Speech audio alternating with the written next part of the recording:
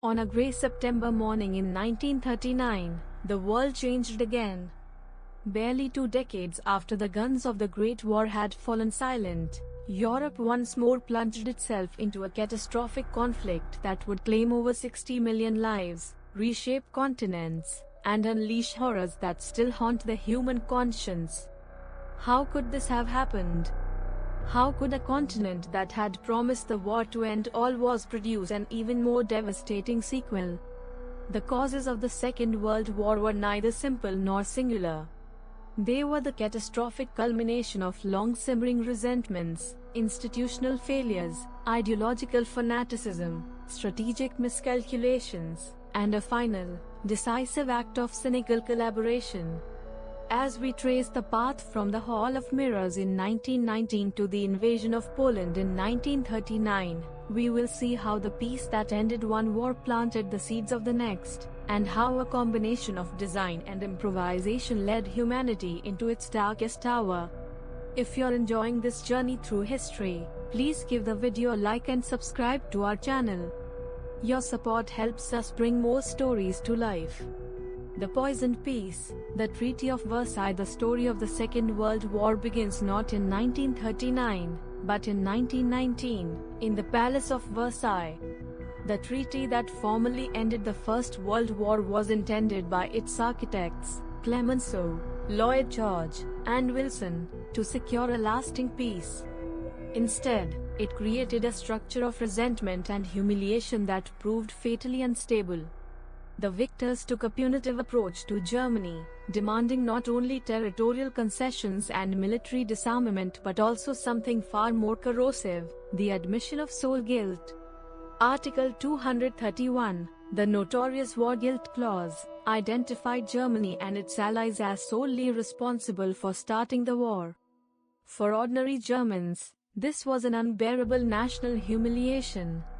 They had not been defeated on the battlefield in any conventional sense. Their army had been undefeated when the armistice was signed.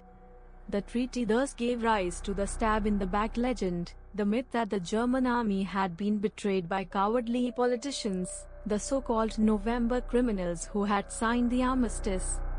The treaty's economic provisions were equally devastating. Germany was saddled with staggering reparations, initially set at 132 billion gold marks, more than $500 billion in today's currency. To make these payments, the Weimar Republic printed money recklessly, and hyperinflation soon rocked Germany. By November 1923, 42 billion marks were worth the equivalent of 1 American cent. Savings were obliterated, the middle class was ruined, and faith in the Democratic Republic was shattered. The reparations also ensured that the economy would not recover, fueling a vicious cycle of poverty, desperation, and political extremism. The treaty also stripped Germany of 13% of its territory, including the valuable industrial region of Alsace-Lorraine, and reduced its armed forces to a mere 1 lakh men with no tanks, no aircraft, and no submarines. The Treaty of Versailles did not merely weaken Germany, it radicalized it. Every subsequent demand of Adolf Hitler, from rearmament to territorial revision to the destruction of the Polish corridor, found resonance because it spoke to grievances that Versailles had created. As one historian notes, the effects of World War I and its divisive peace echoed in the decades to come, giving rise to a Second World War. The treaty was not a peace but a truce, a 20-year armistice waiting to be broken. The broken shield, the failure of the League of Nations. If Versailles provided the fuel, the League of Nations was supposed to be the firebreak. Founded with high hopes in 1920, the League was designed to provide a forum for international cooperation and collective security, an instrument to prevent future wars by uniting nations against aggression. But from its inception, the League was fatally flawed.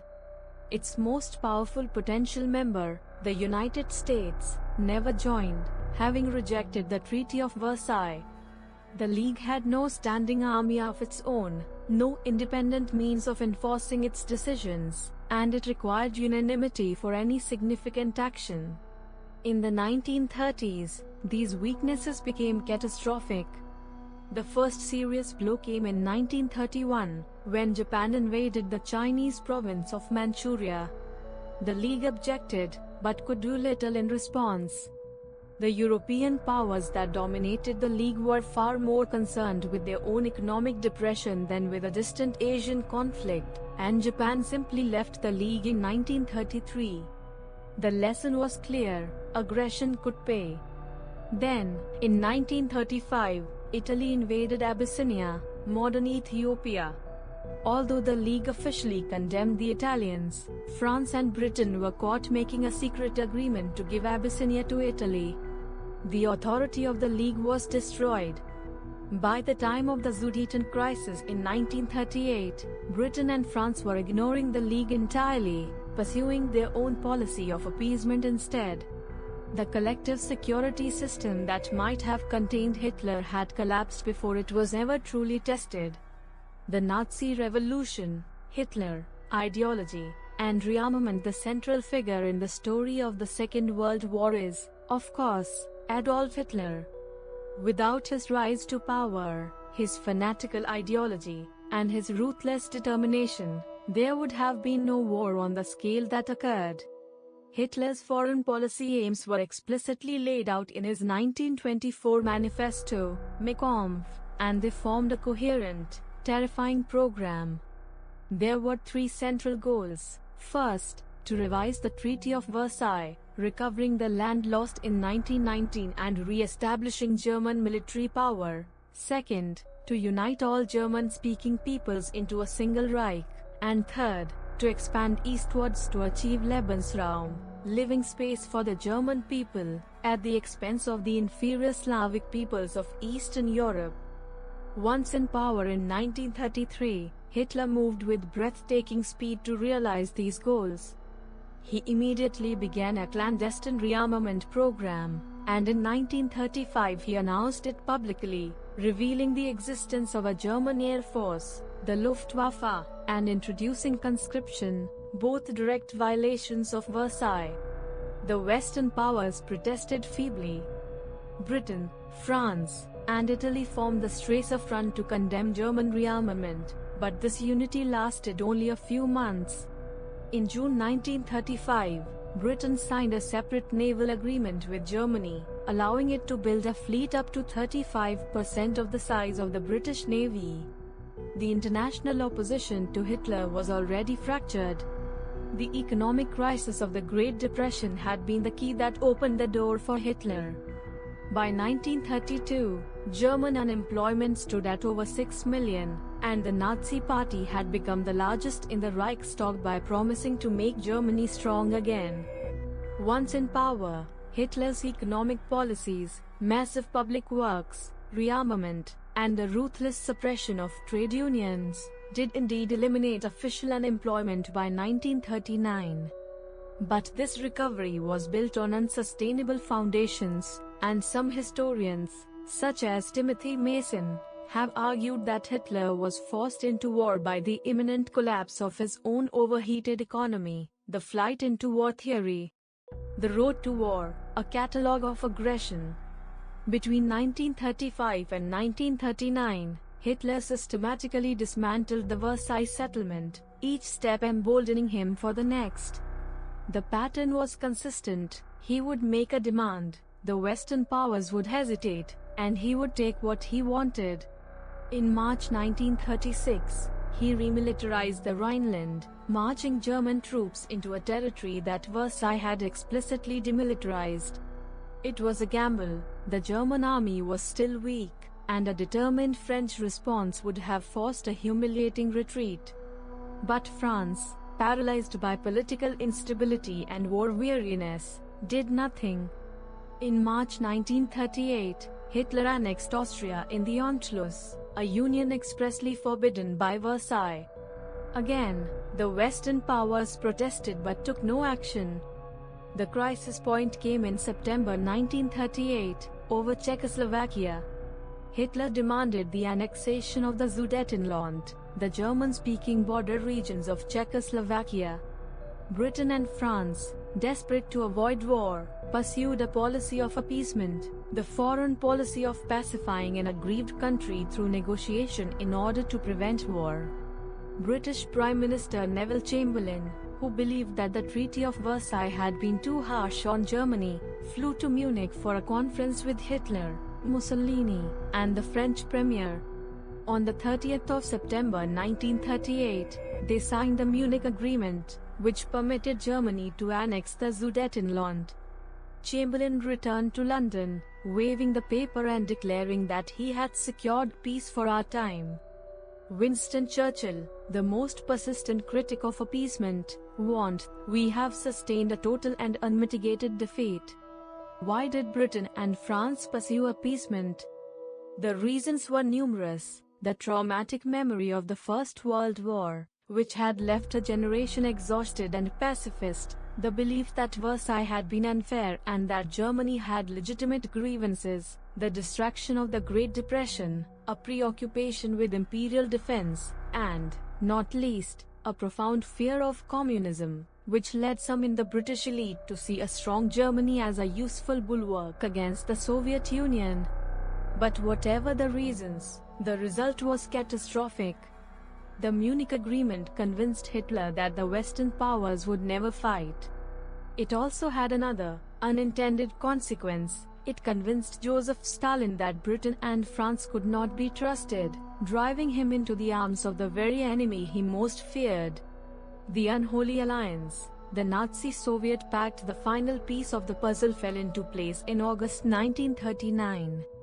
Throughout the summer, Britain and France had been engaged in half-hearted negotiations with the Soviet Union, seeking a military alliance to contain Hitler. But these talks were poisoned by mutual suspicion. Stalin had not been invited to Munich, and he saw the Munich Agreement as a Western plot to turn Hitler eastward against the USSR. When the Western powers proved reluctant to commit to a full alliance, Stalin turned to the only alternative, Nazi Germany. On the 23rd of August 1939, the world was stunned by the announcement of the Molotov-Ribbentrop Pact, a non-aggression treaty between Nazi Germany and the Soviet Union. The public terms were simple: neither side would attack the other. But the pact contained a secret protocol that carved up Eastern Europe into German and Soviet spheres of influence. Poland would be partitioned, the Baltic states, Latvia, Estonia, Finland, and Bessarabia were allotted to the Soviet sphere. The pact was a masterpiece of cynical realpolitik.